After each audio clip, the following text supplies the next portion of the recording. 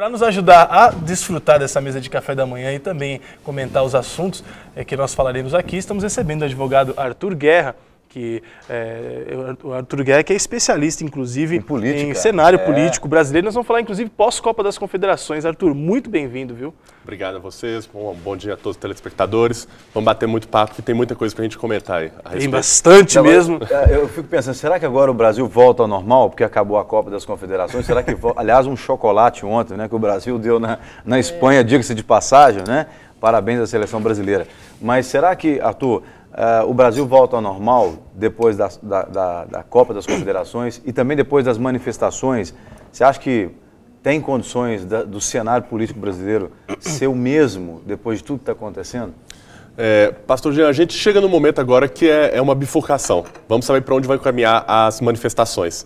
Porque muito disso era provocado em virtude dos gastos com a Copa do Mundo, em virtude da FIFA, em virtude de se cercear o espaço de locomoção da população em geral.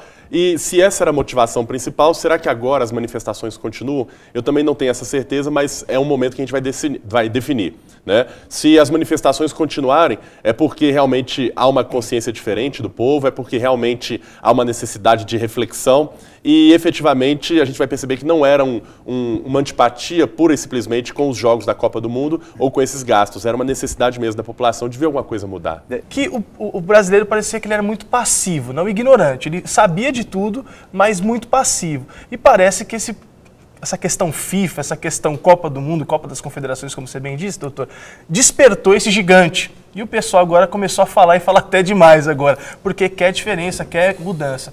Como que você vê esse cenário político, até mesmo anti-Copa, antes das Copas e agora depois pós-Copa das Confederações?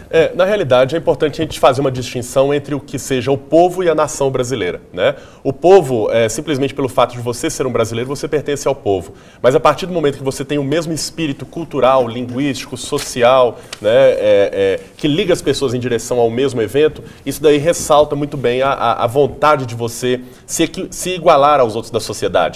E quando a gente fala de uma motivação como essa da Copa do Mundo, a gente vê, né, o brasileiro cantando o hino nacional, né, o brasileiro orgulhoso ali, pelo menos naquilo que é filmado dentro dos estádios, o brasileiro ali voltado àquela ideia de gostar da seleção brasileira. Né? Não havia, patriotismo, né? Esse patriotismo, esse sentimento patriótico, ele começa a ser ressaltado ainda que a população não esteja tão ligada à seleção brasileira. A gente pode lembrar aí que dias atrás a seleção brasileira ninguém sabia a escalação, né? E às vezes assistindo até com amigos e amigas especialmente, agora elas sabem escalar a seleção brasileira. Até as mulheres. Né? As mulheres, que muitas vezes não se ligam ali, ligam mais no clube da cidade.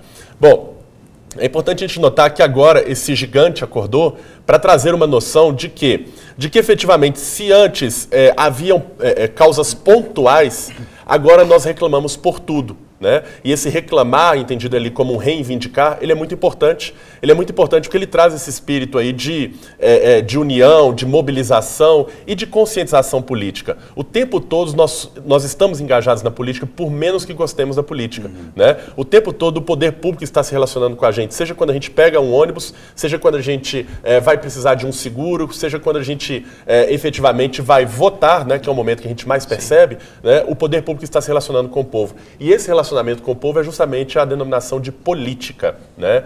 É importante que desde cedo haja uma educação, uma conscientização política. Para quê? Para que as pessoas conheçam as suas leis, conheçam a sua Constituição, até onde pode ir o seu direito, até onde ele não pode ir, porque muitas das reivindicações são legítimas, elas aparecem como algo importante, né? Como algo que ficou durante muito tempo adormecido, mas muitas delas também, às vezes, extrapolam isso daí. São puramente inconstitucionais. Exatamente. Agora, doutor, eu só queria perguntar sobre as redes sociais. Como que elas influenciam ou até mantêm viva essas manifestações? Qual a influência das redes sociais nesse cenário político? Ela é benéfica ou não? Lu, é muito importante porque rede social ela traz uma integração, uma comunicação, né?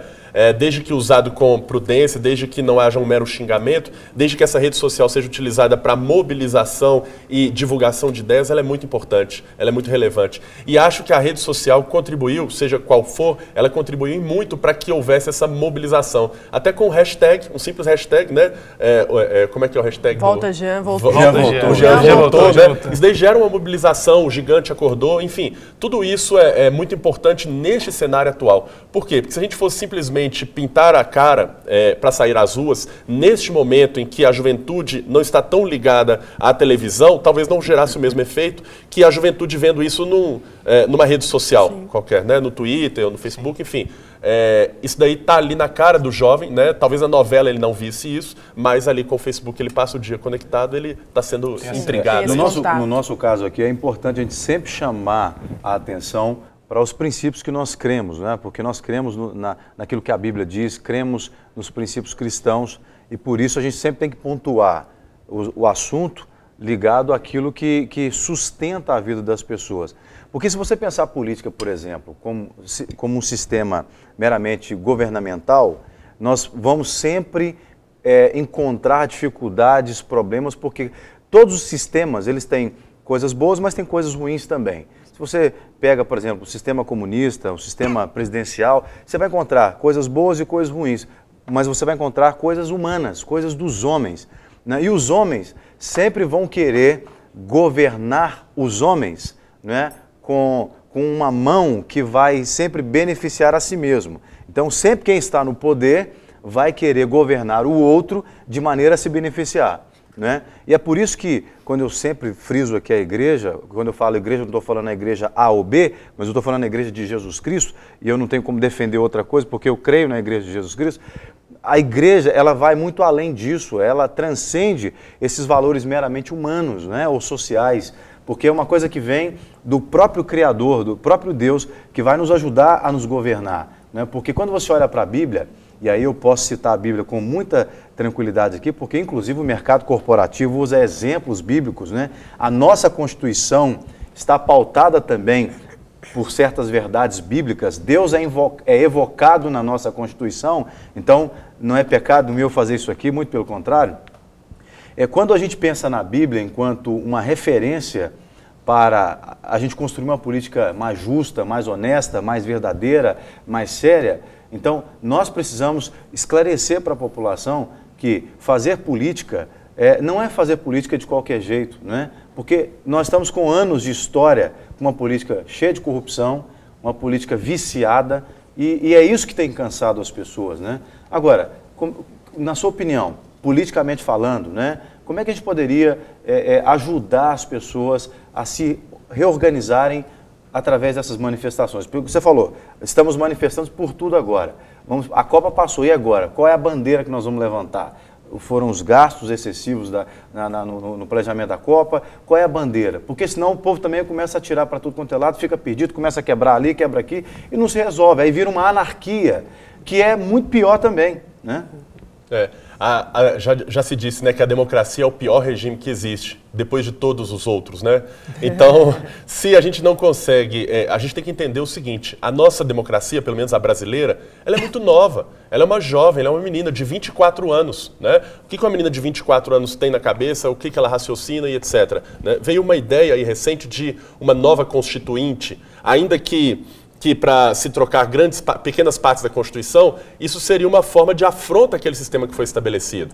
Se antes os movimentos eles encontravam diversas matizes, encontravam ali diversas reivindicações, sem saber ao certo o que se estava pedindo, agora talvez depois da Copa das Confederações fique mais claro, ou se sustentem um pouco mais aqueles que já tinham alguma estrutura, como saúde, educação, um transporte de qualidade, que são os mais frequentes da gente encontrar. Mas por trás disso tudo ainda tem alguns outros movimentos, né?